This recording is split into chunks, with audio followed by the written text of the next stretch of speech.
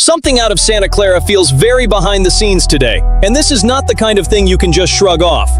An undrafted rookie fighting his way up the board, a possible impact pass rush piece, a veteran who could quietly become a weapon on offense, and one George Kittle comment that changes the entire vibe around Brandon Aiyuk. The faithful know this pattern. When the roster looks almost settled, the small details start getting loud. Hit that like button, subscribe to 49ers Express, and ride with me. It starts with the kind of detail a lot of people only notice once it is already happening. Mikail Kamara. And I know, undrafted free agents always carry that "we'll see in camp" energy. But this situation has a different layer, because the 49ers defensive line is strong at the top, yet there is real room behind the main names.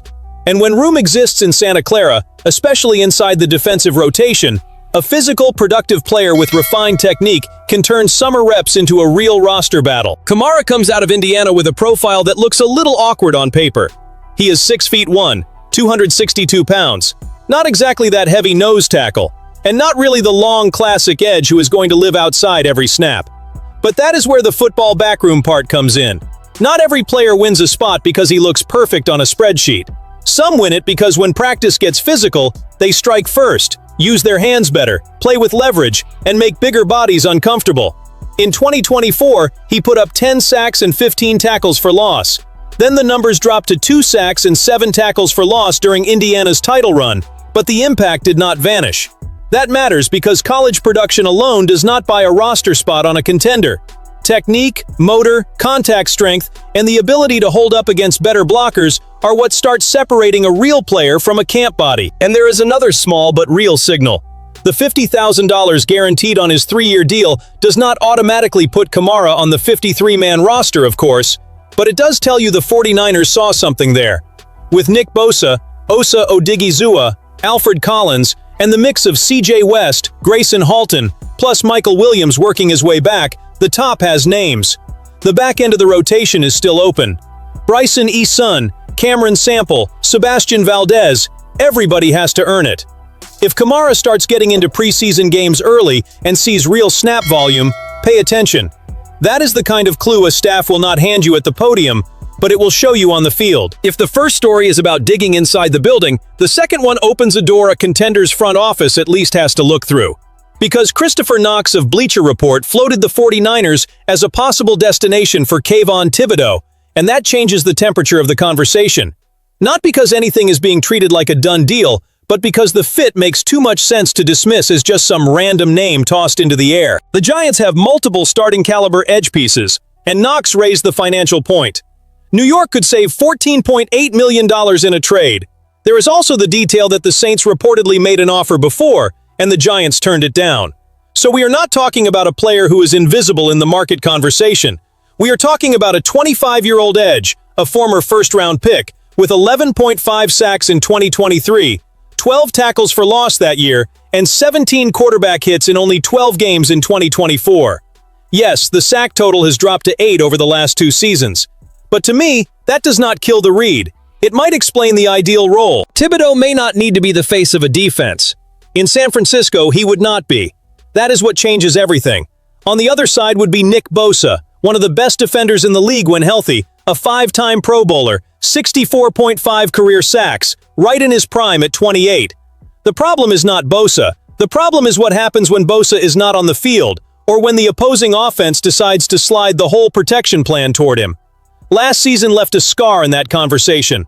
When Bosa went down, no 49ers edge rusher finished with more than 4 sacks. For a franchise trying to survive the NFC West, that is not just a footnote. That is an internal alarm. Seattle coming off a Super Bowl, the Rams staying aggressive, good quarterbacks everywhere, and San Francisco cannot depend on one wrecking ball to close games. If the 49ers go into next offseason with at least 8 picks, as the report points out, John Lynch has to weigh price, contract, role, and impact.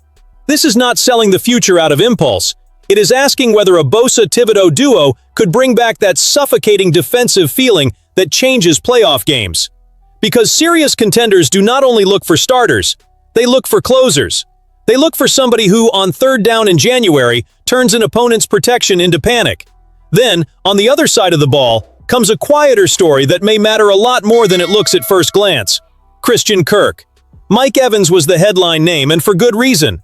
When a future Hall of Famer arrives in Santa Clara, everybody looks at him first. But Kyle Shanahan's offense has never lived only on pretty names.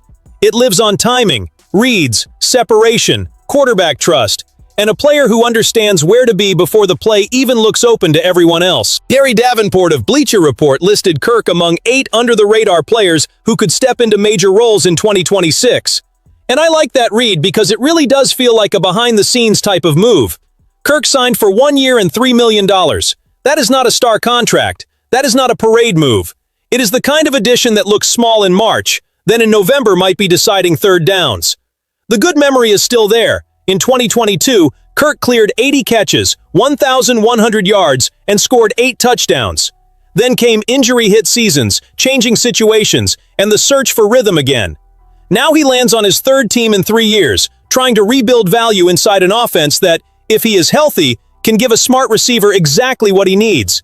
Space created by formations, linebackers frozen by Christian McCaffrey, heavy attention on George Kittle when he returns from the Achilles injury, and Mike Evans pulling respect outside. But there is no easy path here. Ricky Pearsall should get every chance to be the starter next to Evans. Dejon Stribling arrives as a high draft pick with a growing role type of ceiling. Targets are not just going to fall into Kirk's lap. Brock Purdy is going to look for whoever is in the right spot at the right time without turning routes into guesswork. That is what makes Kirk so interesting. He does not need to arrive as the savior. He needs to be reliable. He needs to win from the slot, find holes against zone, punish defenses that overreact to the bigger names, and give Purdy a clean answer when the play breaks away from its first design. Davenport suggested that, if healthy, Kirk could see 100-plus targets for the first time since that Jacksonville season. Is that bold? It is. But in an offense filled with maybes, the player who brings predictability becomes gold. And San Francisco needs that. Not only explosion, not only a big name. They need a receiver who keeps the offense breathing when January starts tightening up. Now we get to the story that changes the air in the room. George Kittle talked about Brandon Aiyuk on Pardon My Take, and it felt like he was no longer trying to smooth everything over with that usual smile. Kittle said the last time he saw Aiyuk was around week 6, 7, or 8. He said he used to make a habit of going out early before meetings to watch Aiyuk train, because Aiyuk was always out there early, running over 22 miles per hour and stopping on a dime. That is praise, yes. But the follow-up came with controlled venom. That was 8 months ago, so he does not really know anymore. And when the host joked that Aiyuk would finally be happy if he got released and ended up with the Commanders, Kittle answered with the kind of line only a respected veteran can deliver without raising his voice. He would not be happy either after a team paid him $130 million. Faithful, we do not have to pretend that was just a light podcast joke. There was a message in there. The point is not turning Kittle into the villain or creating cheap drama. The point is understanding why a leader like him would reach that tone.